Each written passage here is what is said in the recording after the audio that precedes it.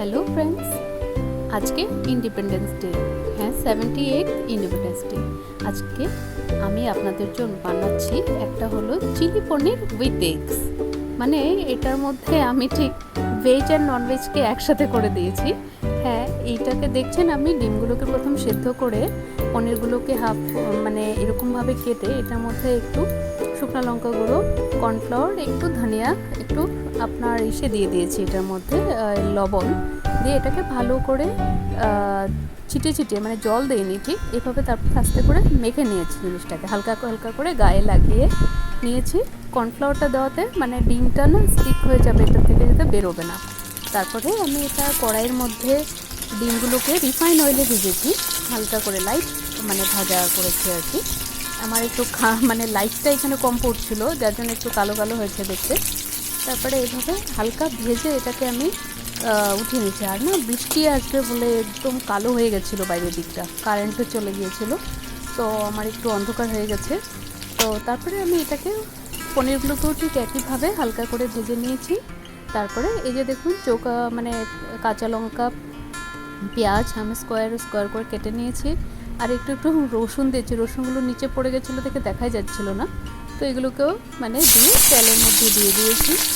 দেওয়ার পরে আমি এটাকে একটু দিয়ে দিয়েছি সব দিয়ে। তারপরে এটাতে দিয়েছি আমি লবণ দিয়েছি, তারপরে লবণ দিয়ে আর কাঁচা লঙ্কাগুলোকে কেটে দিয়েছি। তারপরে একটু সামান্য আমি একটু ধনিয়া গুঁড়া দিয়েছি, একদম অতি অল্প। হ্যাঁ, কারেন্ট এসে গেছিলো, এর জন্য আবার আলো এসে গেছে। আর এই যে সামান্য ধনিয়া দিয়েছিলাম, সামান্য জিরা দিয়েছিলাম গুঁড়ো। হ্যাঁ, আর তার সাথে আমি লবণটাই স্বাদ মতো দিয়েছি। তারপরে এটাতে সয়া সস দিয়েছি, অল্প ভিনিগার দিয়েছি, আর স্বাদের জন্য একটু চিনি। আর না আমি দিয়েছি শুকনো লঙ্কার গুঁড়ো দিয়েছিলাম, নাহলে ঝালটা আসছিল না। এখন এই লঙ্কাগুলোতে একদম ঝাল নেই। আর অ্যাট লাস্ট আমি দিয়েছি কর্নফ্লাওয়ারকে লিকুইড করে অল্পই দিয়েছি, দিয়ে এটাকে আমি নাড়াচাড়া করে মানে একটু ঠিক হয়েছিল জিনিসটা।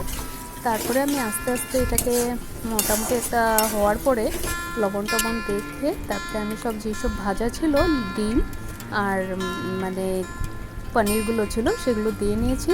বাস অল্প সময় দিয়ে একটু ফুটিয়ে না বাস নামিয়ে দিলে হলো। মানে স্বাধীনতা স্পেশাল বলতে পারেন, আজকে আমি এটা বানালাম।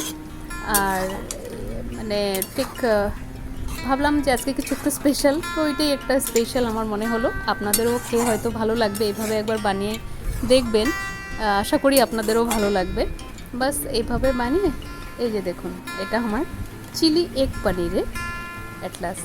Thank you for watching.